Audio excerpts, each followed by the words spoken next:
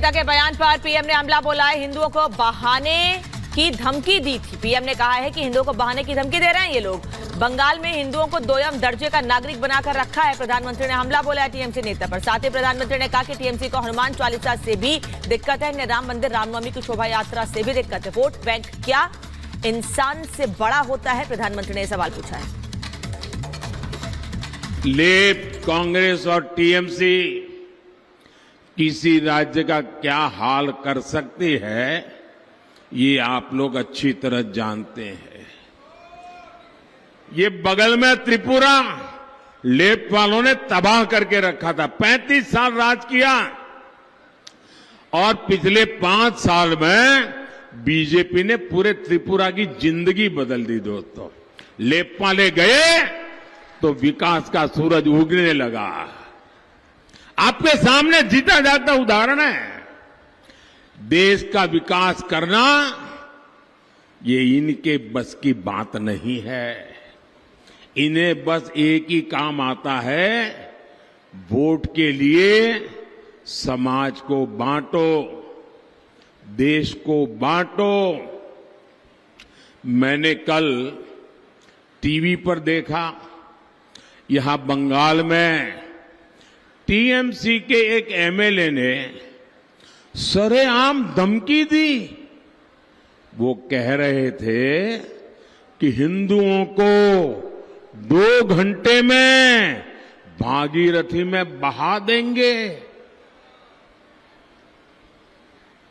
ये कौन सी भाषा है भाई?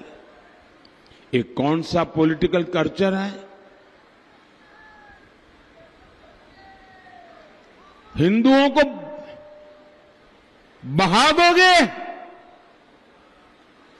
वाकई क्या?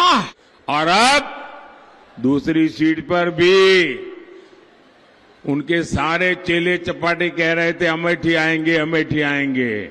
लेकिन अमेठी से भी इतना डर गए, इतने डर गए, वहां से भागकर अब रायबरेली में खोज रहे हैं रास्ता। ये लोग गुम गुम कर सबको कहते हैं डरो मत। मैं भी आज उन्हें कहता हूं और बड़े जी भर के कहता हूं, अरे डरो मत, भागो मत। और आज मैं एक और बात कहूंगा, कांग्रेस इस बार पहले से भी कम सीटों पर सिमटने जा रही है। वो पहले से कम सीटें लड़ रहे हैं तो अपने आप भी कम जाना थल है। अब देश भी समझ रहा है कि ये लोग चुनाव जीतने के लिए चुनाव नहीं लड़ रहे हैं, ये सिर्फ और सिर्फ देश को बांटने के लिए चुनाव के मैदान का उपयोग कर रहे हैं। भाई और बहनों, इंडी गठबंधन सिर्फ एक वोट बैंक के लिए समर्पित है, जबकि हम सबका साथ सबका विकास के मंत्र पर काम करने वाले लोग हैं। मोदी ने 10 साल में बंगाल के गरीबों के लिए, दलित, आदिवासी पिछड़ों के लिए 38 लाख से ज्यादा पक्के घर बनाए हैं। करीब करीब आधा करोड़। मोदी आज बंगाल के 6 करोड़ जरूरतमंदों को मुफ्त राशन दे रहा है। मोदी ने बंगाल के 80 लाख से ज्यादा घरों तक नल से जल पहुंचाया है। मोदी ने बंगाल के 5 करोड़ लोगों के जनधन खाते खोले। मोदी ने पीएम सुरक्षा बीमा योजना अंतर्गत जीवन ज्योति योजना के तहत मामूली प्रीमियम पर गरीबों का बीमा किया। मुश्किल समय में ऐसे गरीबों को अकेले बंगाल में 450 करोड़ रुपए की क्लेम राशि दी गई है। मैं उन्हें कब से बता रहा हूं, देश बता रहा है कि भाई रिजल्ट क्लियर है।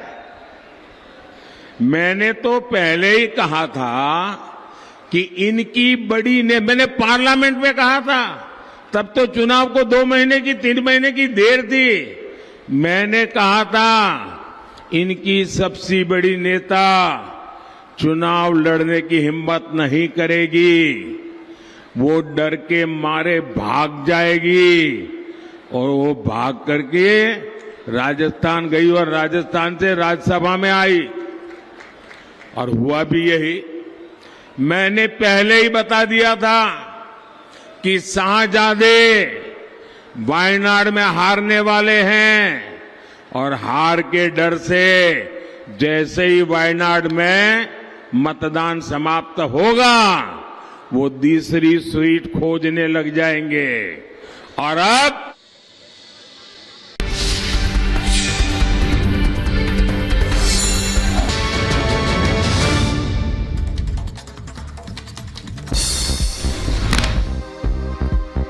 बंगाल के बर्धमान में पीएम मोदी की चुनावी रैली। कहा, आपका सपना मेरा सपना है, देश की जनता ही मेरा परिवार है, गरीबी देखकर हो जाता हूं बेचैन।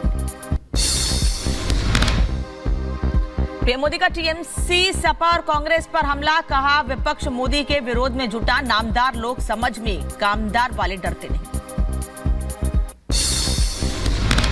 सीएम योगी का विपक्ष पर हमला। कहा, कांग्रेस कहा दुश्मनों के साथ, देश विरोधी ताकतों से सतर्क रहे जनता। सीएम योगी ने कांग्रेस पर किया जोरदार हमला। कहा, कांग्रेस ने किया देश का विभाजन, वोट बैंक के लिए किया जा रहा तुष्टीकरण। अमेठी से चुनाव न लड़ने पर अनुराग ठाकुर का राहुल गांधी से सवाल। कहा, राहुल गांधी ने अमेठी को क्यों दिया धोखा, प्रियंका का नाम नहीं आने से कांग्रेस की कलह सामने आई। उत्तर प्रदेश के डिप्टी सीएम ब्रजेश पाठक का राहुल गांधी पर हमला। राहुल अमेठी छोड़कर वायनाड गए थे, अब राहुल रायबरेली आ गए हैं। रायबरेली की जनता उन्हें कभी स्वीकार नहीं करेगी। बीजेपी प्रवक्ता शहजाद पूनावाला ने राहुल गांधी पर साधा निशाना। कहा, राहुल गांधी ने सरेंडर कर दिया है, राहुल को अमेठी जाने की हिम्मत नहीं। उत्तर प्रदेश के डिप्टी सीएम केशव प्रसाद मौर्य ने राहुल गांधी पर हमला बोला है। कहा, अमेठी से बड़ी हार होगी, रायबरेली में राहुल की बड़ी हार होगी। बीजेपी सांसद साक्षी महाराज ने राहुल गांधी पर साधा निशाना। कहा, राहुल को बुरी तरह हराकर भेजेगी जनता, कांग्रेस परिवारवादी पार्टी।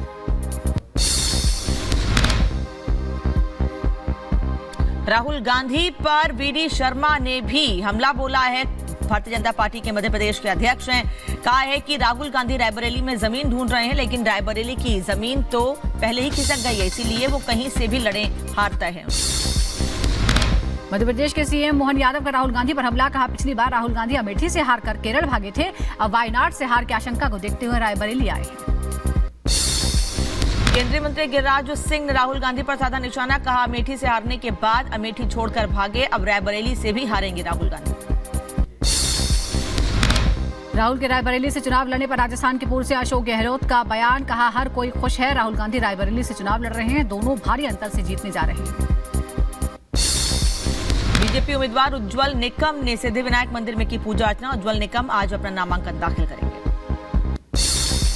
पश्चिम बंगाल के खड़गपुर में राम मंदिर में बीजेपी उम्मीदवार अग्निमित्र पॉल ने पूजा अर्चना की। अग्निमित्र पॉल ने संतों से आशीर्वाद लिया, मुलाकात की।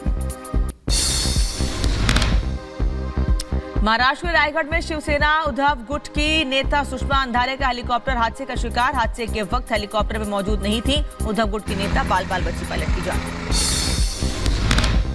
अमित शाह के फेक वीडियो का मामला, आईएफएसओ जांच में बड़ा खुलासा हुआ है। सबसे पहले तेलंगाना के आईपी एड्रेस से ही वीडियो पोस्ट किया गया था। 4 लोगों को तेलंगाना पुलिस ने गिरफ्तार किया है। दिल्ली साइबर सेल करेगी पूछताछ। जम्मू कश्मीर के कठुआ में सेना का सर्च ऑपरेशन जारी। आतंकियों की तलाश में जुटी सुरक्षा बल की टीम। हेलीकॉप्टर को भी तलाशी अभियान में किया गया शामिल। कर्नाटक के बेल्लारी में ज्वेलरी की दुकान में लगे एसी में धमाका हो गया। हादसे में 3 लोग जख्मी हो गए, एक की हालत गंभीर। घायलों को इलाज के लिए अस्पताल में कराया गया भर्ती। जम्मू कश्मीर पुलिस ने एक आतंकी को किया गिरफ्तार। आतंकी के पास से इलेक्ट्रॉनिक गैजेट्स और गोला बारूद बरामद। 8 अप्रैल को शोपियां में एक व्यक्ति की गोली मारकर हत्या कर दी थी। रामपुर में नाबालिग युवक की पिटाई का मामला सामने आया है। लड़की के परिजनों ने चप्पलों से पीटा, वीडियो वायरल। सीपीएम नेता अतुल अंजान का निधन। लंबी बीमारी के बाद लखनऊ में ली अंतिम सांस।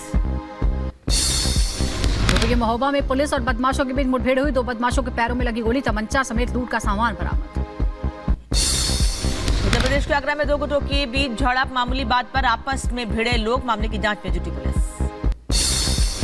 बहराइच में नल की पाइप से टकराई हाई टेंशन लाइन। हादसे में 3 लोगों को करंट लगा, 1 की मौत।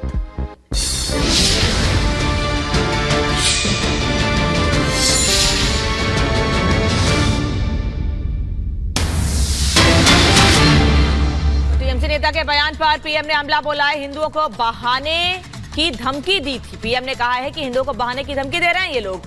बंगाल में हिंदुओं को दोयम दर्जे का नागरिक बनाकर रखा है। प्रधानमंत्री ने हमला बोला है टीएमसी नेता पर। साथ ही प्रधानमंत्री ने कहा कि टीएमसी को हनुमान चालीसा से भी दिक्कत है, इन्हें राम मंदिर रामनवमी की शोभा यात्रा से भी दिक्कत है। वोट बैंक क्या इंसान से बड़ा होता है? प्रधानमंत्री ने सवाल पूछा है। लेफ्ट, कांग्रेस और टीएमसी किसी राज्य का क्या हाल कर सकती है, ये आप लोग अच्छी तरह जानते हैं। ये बगल में त्रिपुरा लेफ्ट वालों ने तबाह करके रखा था। 35 साल राज किया और पिछले 5 साल में बीजेपी ने पूरे त्रिपुरा की जिंदगी बदल दी। दोस्तों, लेफ्ट वाले गए तो विकास का सूरज उगने लगा।